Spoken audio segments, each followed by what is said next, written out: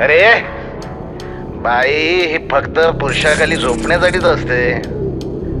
देवानेच तसं बनवलंय आपल्याला. पुरुष स्ट्रॉंग आणि बाई नाजूक.